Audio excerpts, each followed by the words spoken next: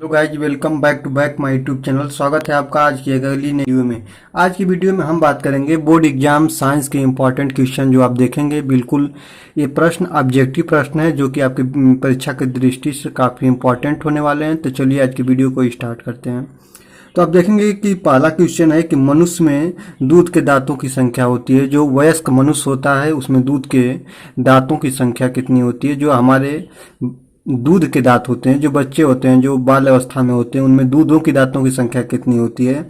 तो ऑप्शन आपके सामने है 20, 24, 28 और 32। तो ध्यान देंगे, जो वयस्क मनुष्य होता है जिसकी उम्र 18 वर्ष से ऊपर हो जाती है उसमें दांतों की संख्या तो होती है 32, ठीक ना। लेकिन आपके मनुष्य के दांतों की संख्या, दूध के दांतों की संख्या पूछ रहा है, तो आपका करेक्ट आंसर ऑप्शन नंबर 20 होगा, ठीक ना। दूध के दांतों की संख्या 20 होती है मनुष्यों में। अगला देखेंगे, क्वेश्चन नंबर 2 है कि बेरी बेरी रोग किस विटामिन की कमी से होता है। जो बेरी बेरी रोग होता है वो किस विटामिन की कमी से होता है। तो ऑप्शन आपके सामने है vitamin B1, vitamin B2, vitamin B3 और विटामिन B5।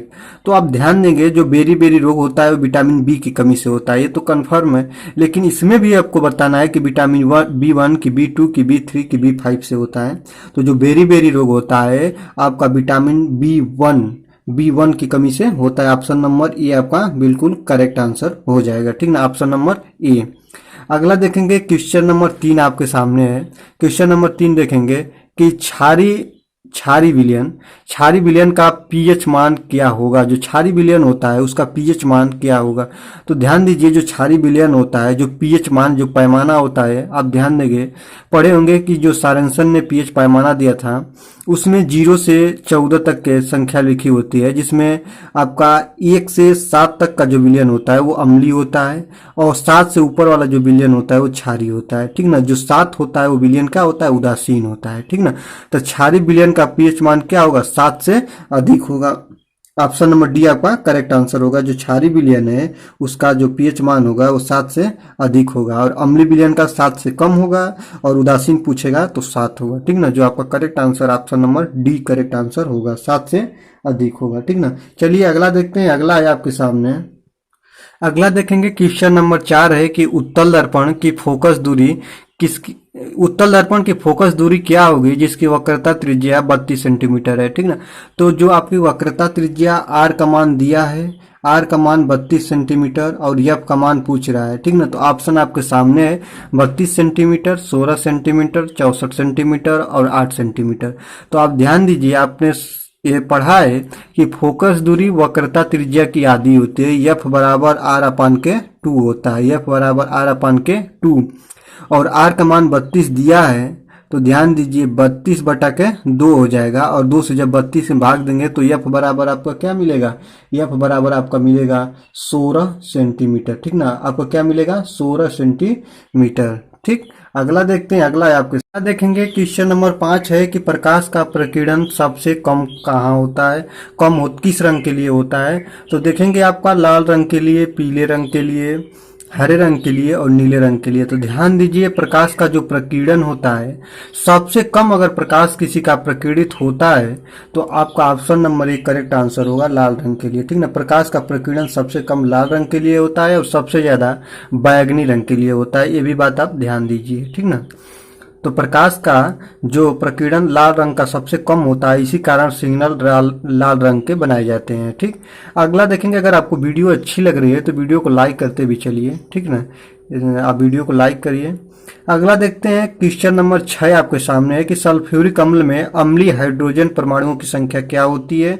ऑप्शन आपके सामने है 2, B1, ऑप्शन नंबर सी का 3 और डी का 0। तो सल्फ्यूरिक अम्ल में अम्लीय हाइड्रोजन परमाणुओं की संख्या क्या होती है। तो इसको जानने के लिए सबसे पहले आप सल्फ्यूरिक अम्ल का सूत्र बताइए, क्या होता है सल्फ्यूरिक अम्ल का सूत्र। मैं आपको बहुत बार बता चुका हूं कि सल्फ्यूरिक अम्ल H2SO4, ठीक ना, H2SO4। तो इसी में पूछा है कि सल्फ्यूरिक अम्ल में अम्लीय हाइड्रोजन परमाणुओं की संख्या होती है, अम्लीय हाइड्रोजन। तो जो H है अम्लीय हाइड्रोजन, इसमें परमाणुओं की संख्या कितनी होती है, 2 होती है, ठीक ना। तो जो आपका करेक्ट आंसर होगा ऑप्शन नंबर 2 हो जाएगा, ठीक ना। कैसे होगा, तो आप देख सकते हैं H2 हाइड्रोजन के 2 परमाणु पाए जाते हैं सल्फ्यूरिक अम्ल में, ठीक ना। अगला देखते हैं, क्वेश्चन नंबर 7 क्या कहता है, चलिए देखते हैं। क्वेश्चन नंबर 7 देखेंगे कि यदि दो माध्यमों के सीमा पृष्ठ पर एक प्रकाश किरण लंबवत आपतित होती है तो अपवर्तन कोण क्या होगा। ध्यान दीजिए, आपतन कोण बराबर परावर्तन कोण होता है, ठीक ना। लेकिन जो प्रश्न में कह रहा है कि यदि दो माध्यमों के सीमा पृष्ठ पर एक प्रकाश किरण लंबवत आपतित हो रही है, मतलब लंब के रूप में आ रही है, तो इधर देखिए जो एक प्रकाश केंद्र मिरोर है और इस पे जब सीमा किरण पर प्रकाश किरण आती है तो जितने कोण पर आती है उसी कोण पर चली जाती है, ठीक ना। तो जब इस पर आएगी और इसी पर चली जाएगी तो इसके बीच में कोई कितने अंश का कोण बनेगा, 0 अंश का बनेगा, ठीक ना। तो आपका जो करेक्ट आंसर होगा 0 अंश होगा। बहुत से लोग इसको 90 अंश कहेंगे, लेकिन 90 अंश इसका बिल्कुल गलत आंसर है। जो ऑप्शन नंबर ए आप 0 अंश देख रहे हैं ये सही आंसर है, करेक्ट आंसर है, ठीक ना। अगला देखेंगे क्वेश्चन नंबर 8। क्वेश्चन नंबर 8 क्या कह रहा है कि किसका दृष्टि क्षेत्र सबसे अधिक होता है। तो किसका दृष्टि क्षेत्र सबसे अधिक होता है, काफी इंपॉर्टेंट क्वेश्चन है और इस क्वेश्चन का आंसर आप लोग कमेंट बॉक्स में हमें देंगे।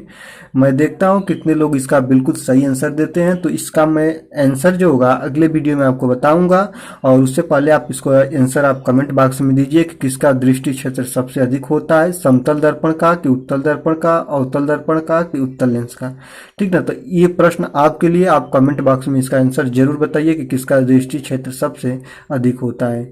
चलिए अगला देखते हैं क्वेश्चन नंबर 9। क्वेश्चन नंबर 9 क्या कह रहा है कि स्वस्थ आंख के लिए दूर बिंदु कितना होता है। जो स्वस्थ मनुष्य होता है उसकी आंख के लिए जो दूर बिंदु, मतलब स्वस्थ मनुष्य की आंख अधिक से अधिक कितनी दूर तक देख सकती है, वह बिंदु क्या होता है, वह दूरी क्या होती है, ठीक ना।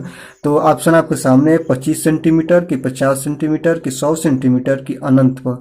तो ध्यान देंगे जो स्वस्थ आंख के लिए दूर बिंदु है वो अनंत है। ऑप्शन नंबर डी आपका करेक्ट आंसर होगा, अनंत। और साथ ही में बात कर लें कि स्वस्थ आंख के लिए निकट बिंदु कितना होता है, तो दूर बिंदु हो गया। लेकिन अगर यही कहीं पे पूछ दे कि निकट बिंदु कितना होता है, तो मतलब वह बिंदु जिसको हमारी आंख, मतलब कम से कम दूरी कितनी होगी कि उसको आंख हमारी देख लेगी, तो वह दूरी होगी आपकी 25 सेंटीमीटर, ठीक ना। आपका 25 सेंटीमीटर करेक्ट आंसर होगा, ठीक। स्वस्थ आंख के लिए निकट बिंदु 25 सेंटीमीटर और दूर बिंदु अनंत होती है, ये भी बात आप ध्यान देंगे, ठीक। और अगला देखेंगे क्वेश्चन नंबर 10 है कि चंद्रमा से देखने पर आकाश दिखाई देता है, कैसा दिखाई देता है। आकाश का रंग, अगर अंतरिक्ष यात्रियों को आकाश का रंग कैसा दिखाई देता है, बैगनी, नीला, काला और सफेद। तो ध्यान देंगे जो अंतरिक्ष यात्री होते हैं वो जब अंतरिक्ष यात्री जब अंतरिक्ष में जाते हैं तो वहां पे उनको आकाश का रंग काला दिखाई देता है, ब्लैक दिखाई देता है। तो ऑप्शन नंबर सी आपका करेक्ट आंसर होगा, ब्लैक दिखाई देता है, ठीक ना, ब्लैक दिखाई देता है। अगला देखेंगे क्वेश्चन नंबर 11 है कि ओम के नियम का सूत्र है। ओम के नियम का सूत्र जो आप ध्यान देंगे, ओम का जो डिफिनीशन होता है, किसी भी चालक की भौतिक अवस्थाएं जैसे ताप, दाब अपरिवर्तित रहें तो उसमें बहने वाली धारा उसके विभवांतर के अनुक्रमानुपाती होता है, उसके विभवांतर के अनुक्रमानुपाती होता है। तो ओम का सूत्र होता है, क्या होता है। ऑप्शन नंबर ए आपका दिया है कि आई बराबर भी इंटू आर बराबर भी इंटू आई और सी बराबर सी, ऑप्शन नंबर सी है कि भी बराबर आई इंटू आर और डी है कि इनमें से कोई नहीं। तो ध्यान देंगे किसी भी चालक की भौतिक अवस्थाएं अपरिवर्तित रहे तो उसमें बहने वाली धारा उसके विभवांतर के अनुक्रमानुपाती होते हैं, धारा और उसके विभवांतर के अनुक्रमानुपाती होता है। तो आई नियतांक को आर मान लेते हैं तो भी बराबर आई इंटू आर होता है, भी बराबर आई इंटू आर। तो भी बराबर आई इंटू आर ओम का नियम है। तो ओम के नियम का सूत्र आपका correct answer option number C होगा कि भी बराबर आई इंटू आर होगा, ठीक। अगला देखते हैं क्वेश्चन नंबर 12। क्वेश्चन नंबर 12 क्या कह रहा है कि चुंबकीय क्षेत्र की तीव्रता का मात्रक होता है। काफी इंपॉर्टेंट बहुविकल्पी में ऑब्जेक्टिव में प्रश्न पूछता है कि चुंबकीय क्षेत्र का मात्रक होता है। ऑप्शन नंबर ए न्यूटन प्रति एम्पियर इंटू मीटर का स्क्वायर, न्यूटन प्रति एम्पियर इंटू मीटर, इसी को टेस्ला बोलते हैं। तो आप ध्यान दीजिए, आपको यह जानकारी होनी चाहिए कि चुंबकीय क्षेत्र की तीव्रता का मात्रक टेस्ला भी होता है, ठीक ना। अगर टेस्ला होता है तो इसका जो मात्रक होगा न्यूटन प्रति एम्पियर इंटू मीटर होगा, ठीक ना। ये आपका करेक्ट आंसर होगा, ठीक ना। तो ऐसी ही वीडियो आप पाना चाहते हैं तो हमारे चैनल को सब्सक्राइब कर लें, और वीडियो अच्छी लगे तो फ्रेंड्स लाइक करना मत भूलिए, लाइक जरूर कीजिए और दोस्तों के साथ शेयर करिए। तब तक के धन्यवाद। ऐसे ही धमाकेदार वीडियो आपके साथ लेकर आएंगे, तो आप बने रहिए हमारे साथ। मिलते हैं अगले वीडियो में, तब तक के लिए धन्यवाद। देखते रहिए आप क्लास सॉल्यूशन बाय अभिषेक सर।